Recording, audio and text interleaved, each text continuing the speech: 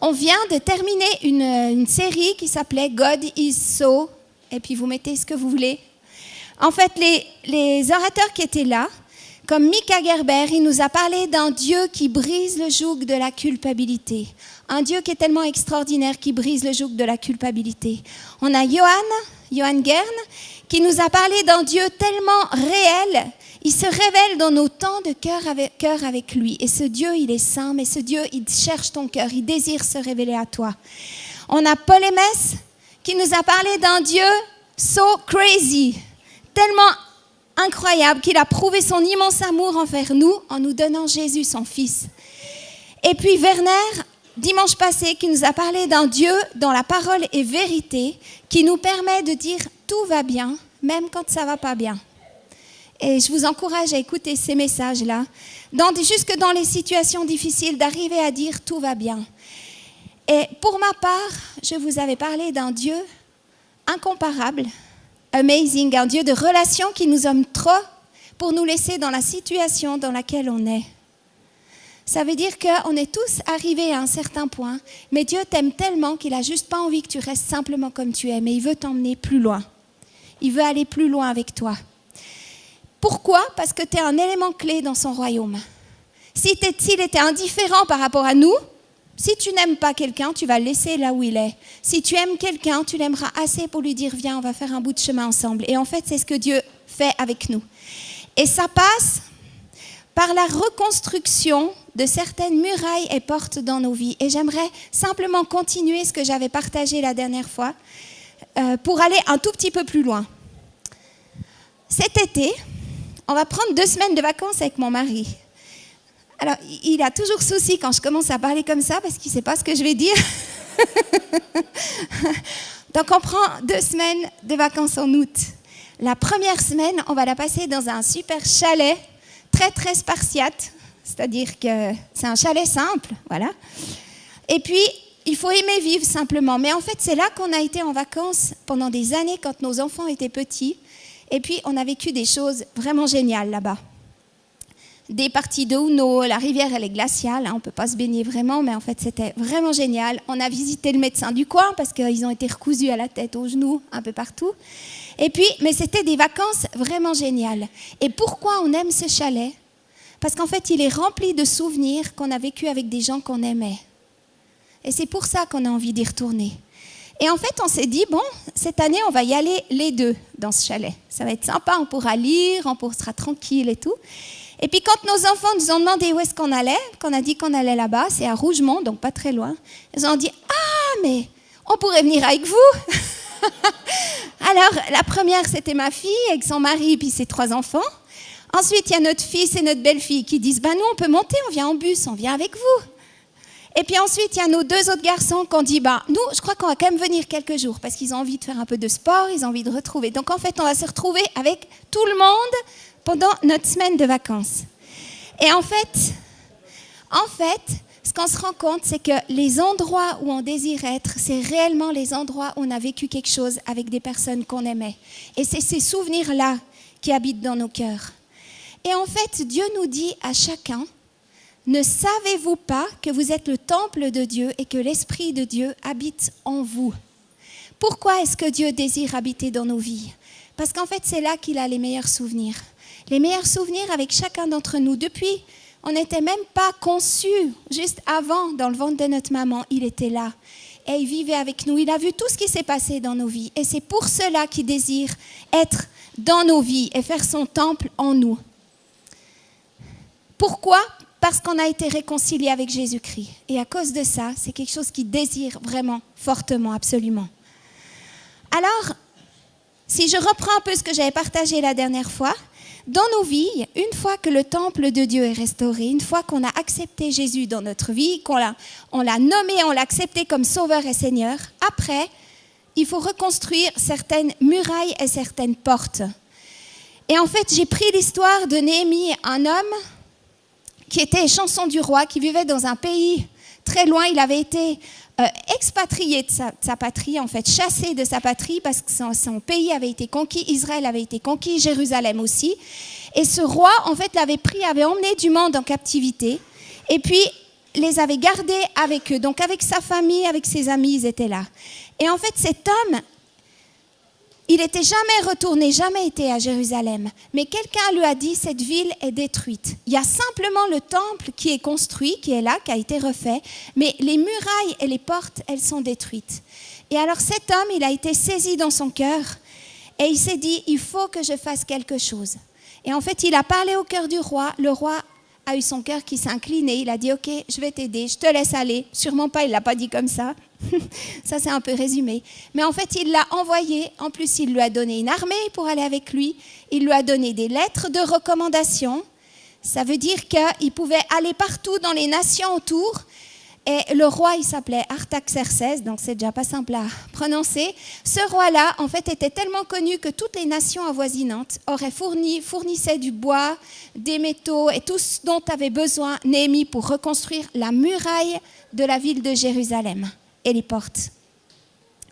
Donc, Néhémie, il voulait délimiter. Et par rapport à nos vies, c'est ce que j'expliquais la dernière fois, c'est que ça ne suffit pas seulement, c'est la première étape de rencontrer Jésus, de l'avoir dans nos vies. Mais ensuite, il y a nos murailles et nos portes, c'est-à-dire nos âmes qui doivent être reconstruites, qui doivent être restaurées.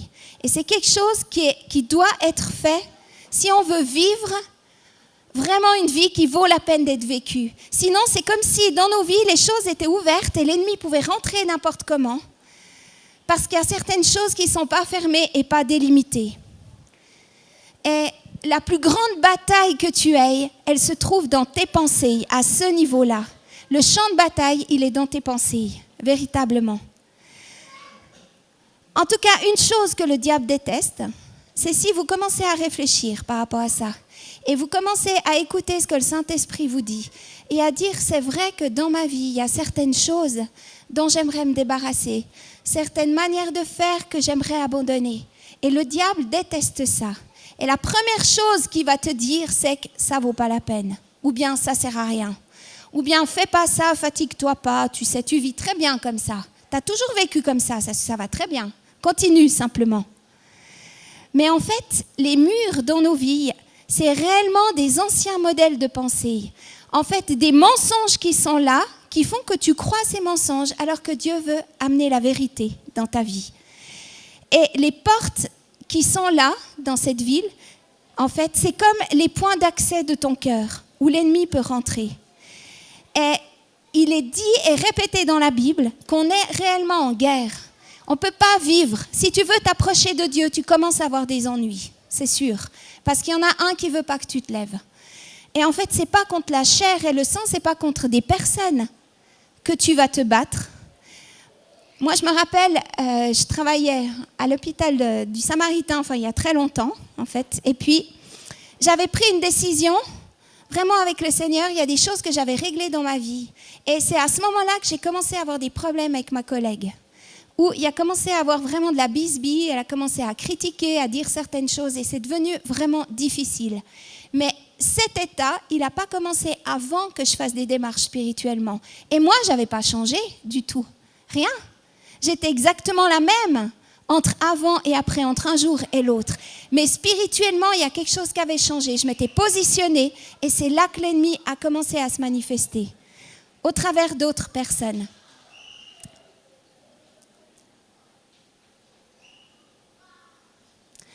En fait, cet homme, Néhémie, quand il a commencé à reconstruire la muraille et les portes, c'était un homme qui était très stratège.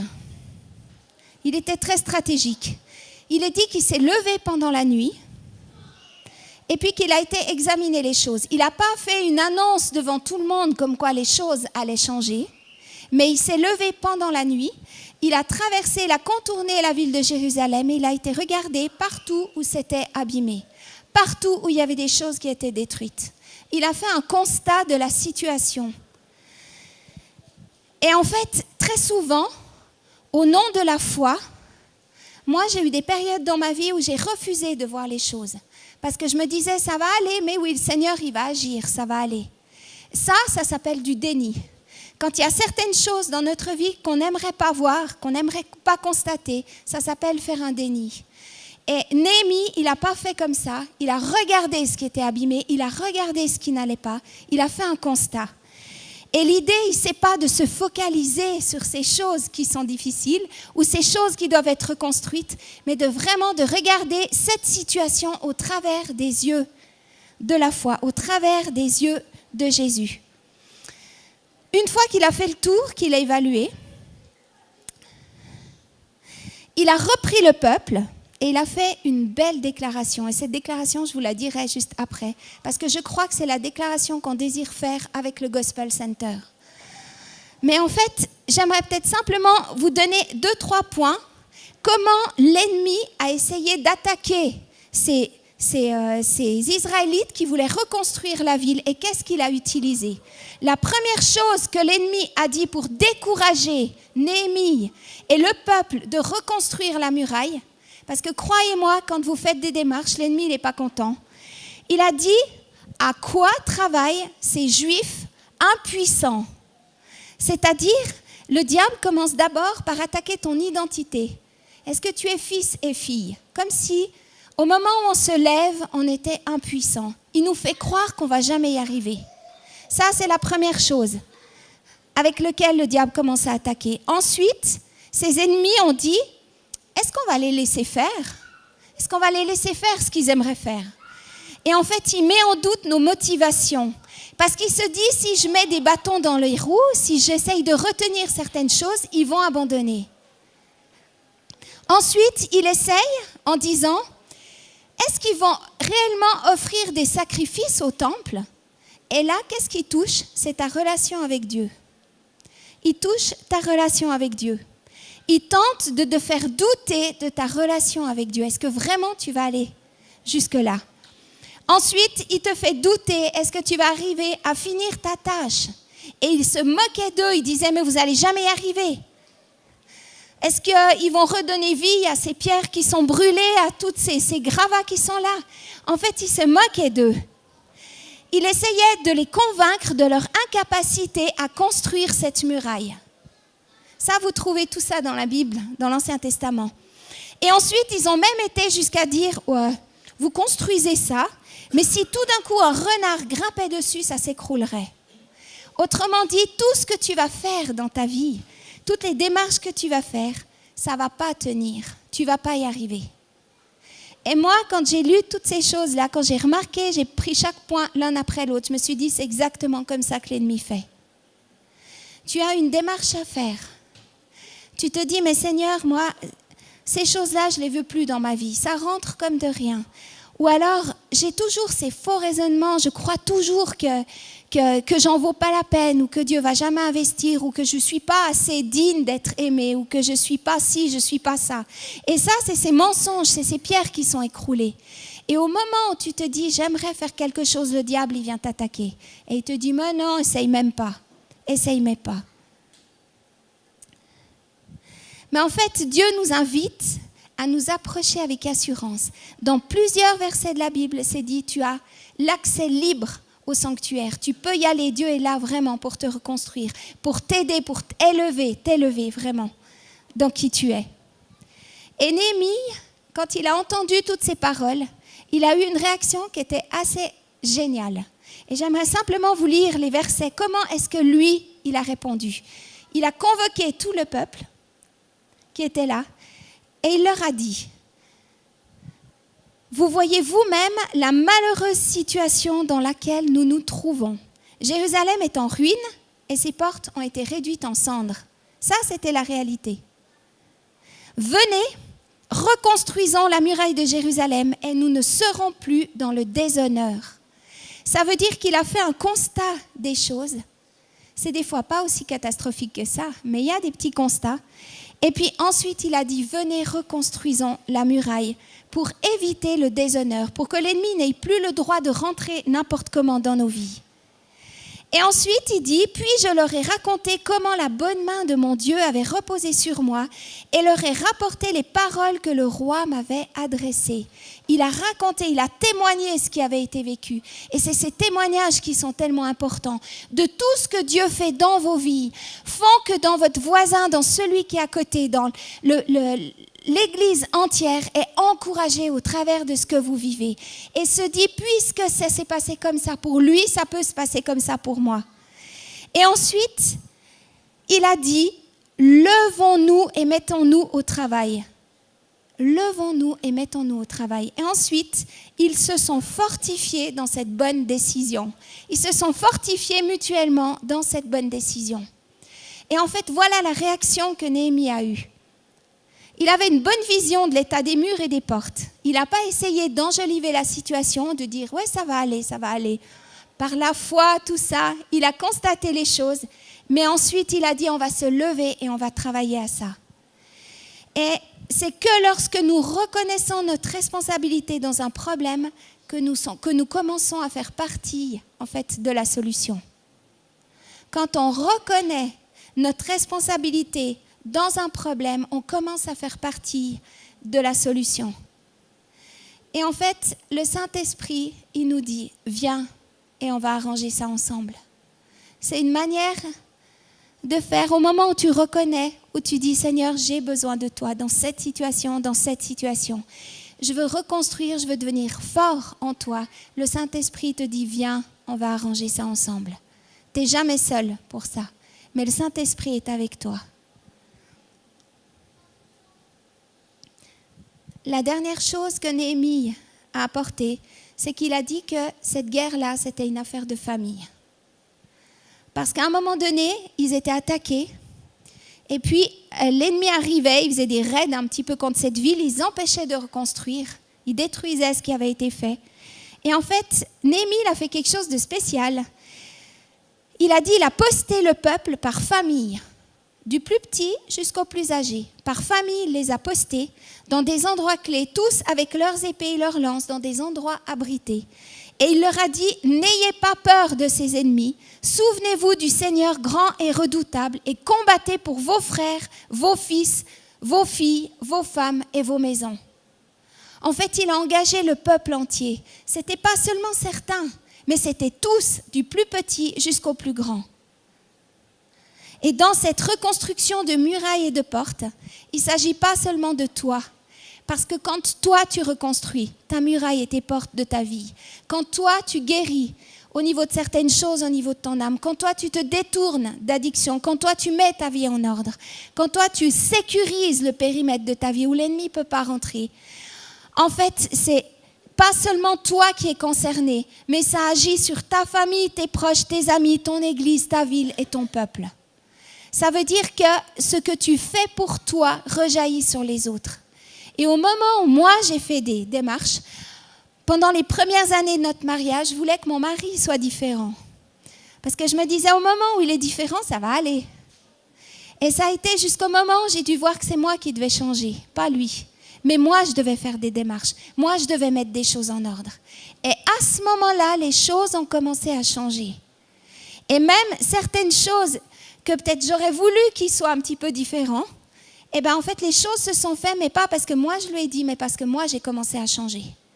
Et en fait au moment où toi tu changes, au moment où toi tu sécurises ta vie, au moment où toi tu transformes les situations, tu acceptes d'être touché, d'être transformé par Dieu, tu impactes les personnes autour de toi, ton atmosphère de famille elle change, l'atmosphère, les amitiés que tu as elles changent. Tout ce que tu vis commence à être changé et transformé. Et ça, c'est ma responsabilité. C'est ma responsabilité. Ce n'est pas une affaire de toi seulement, c'est une affaire de famille. Et en fait, je vais simplement terminer. Peut-être si le groupe de louanges, après, on va reprendre un chant. Quand je préparais ce temps, je sais que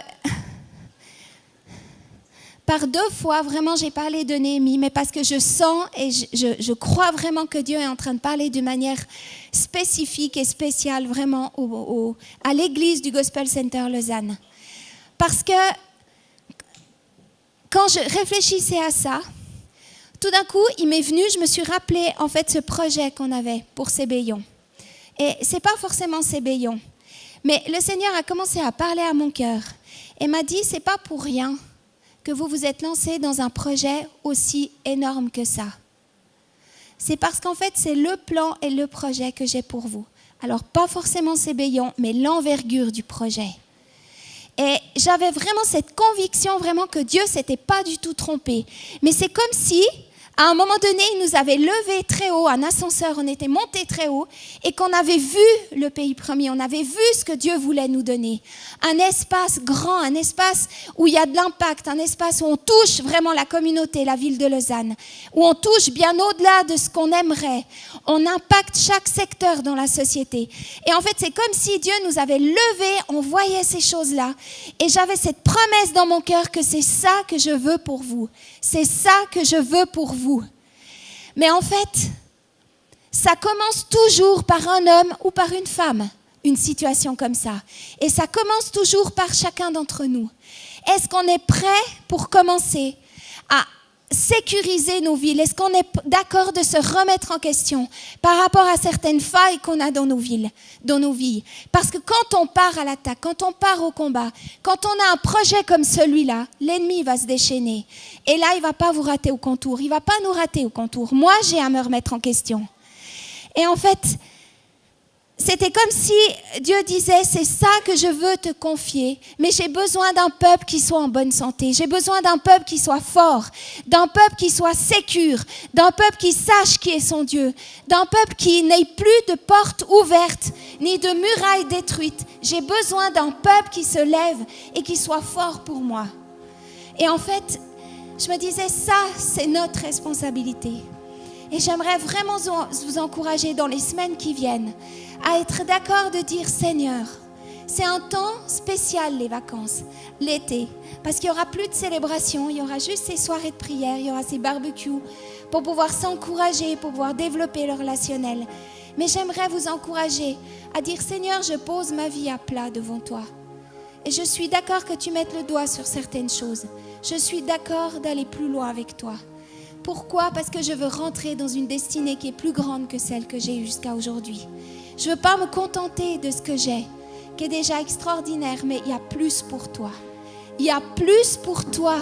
Répète-le, il y a plus pour toi. Dieu a beaucoup plus pour toi que ce que tu as jusqu'à maintenant. Mais pour ça, il y a des portes, il y a des failles, il y a certaines choses qu'il faut fermer. Il y a une intimité, il y a un amour, une relation avec Dieu que tu dois regagner. Où tu dois aller à un level, un niveau plus haut que ça. Et Dieu cherche ton cœur. Parce qu'il a des choses qui sont grandes et fortes à te confier. Mais il n'a pas envie qu'on finisse tous dans le fossé au premier virage. Il a envie qu'on continue de marcher, qu'on se lève vraiment comme un peuple loin, un peuple mis à part pour l'appel et la destinée qu'il a. Et j'aimerais vraiment vous dire, levons-nous et mettons-nous au travail comme Néhémie. J'aimerais vous demander de vous lever maintenant.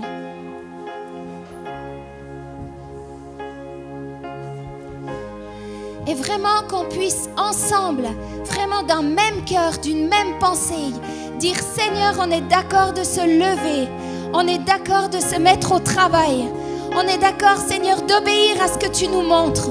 On ne veut pas être des gens oublieux ou dans le déni par rapport à ce que tu nous montres dans nos vies, mais on veut attaquer ça de front. Parce que ces choses-là, elles vont partir, ces murailles, elles vont être reconstruites. Les vérités que Dieu a pour ta vie, elles vont être établies. Les portes qui étaient ouvertes, qui ne se fermaient plus, elles vont être fermées à double tour et l'ennemi n'aura plus aucun droit. Le seul qui pourra rentrer, c'est Dieu. C'est le seul qui aura la clé du cadenas. Mais l'ennemi n'aura plus rien. Levons-nous et mettons-nous au travail et fortifions-nous mutuellement dans cette décision. Qu'on puisse être des frères et des sœurs, une famille qui s'encourage, qui dit mais moi je crois en toi, je t'encourage à aller jusqu'au bout dans les démarches que tu es en train de faire. Je t'encourage à fortifier tes murailles, je t'encourage à fermer ces portes parce que je crois en toi, parce que je crois que Dieu a plus pour toi, il veut te donner plus que ça. Et tout ce qui est léthargie, moi, je brise le joug de la léthargie. Je brise le joug de l'endormissement spirituel. Je brise cela dans nos vies en ton nom, Seigneur Jésus. Je brise tous ces carcans, toutes ces habitudes qui sont là. Je brise cela, ces mauvaises habitudes en ton nom, Seigneur Jésus. Et je proclame qu'il y a une détermination nouvelle qui se lève dans nos vies. Un désir une volonté vraiment d'aller jusqu'au bout de ce que Dieu nous montre. Et je proclame un peuple qui se lève, un peuple qui est fort, un peuple qui est courageux.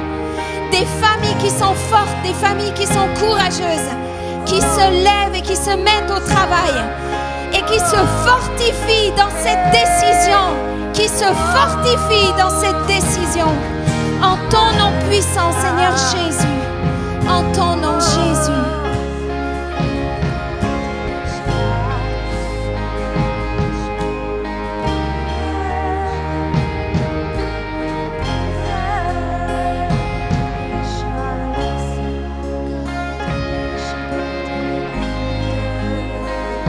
Seigneur, merci pour ce temps particulier qui débute. Ces semaines où tu vas nous parler d'une manière pointue, insistante comme toi tu sais le faire, d'une manière particulière. Seigneur, où en même temps notre volonté elle est fortifiée, mais en même temps on se lève pour obéir à ce que tu nous montres, pour sortir de nos ornières, sortir de nos sentiers battus, sortir, Seigneur, des habitudes qui doivent être abandonnées, où en fait on se lève et on devient des hommes et des femmes forts et courageux. Et merci, Seigneur, de ce que tu commences un travail en profondeur, parce que tu prépares ton peuple pour la saison qui vient, pour la rentrée, Seigneur, pour les bénédictions, pour les choses que tu vas ouvrir pour cette Église, Seigneur, parce qu'il y a un mandat particulier pour cette Église. Tu as donné la ville de Lausanne, tu as mis un cœur pour chacun dans cette ville et tu veux manifester ta gloire, tu veux manifester les signes et les prodiges au travers de chacun d'entre nous, au travers des églises qui sont là, mais au travers du gospel de Lausanne. Et merci Seigneur pour ce temps particulier de rencontre avec toi, où tu veux nous parler, où tu veux te révéler, où tu veux changer nos vies à jamais.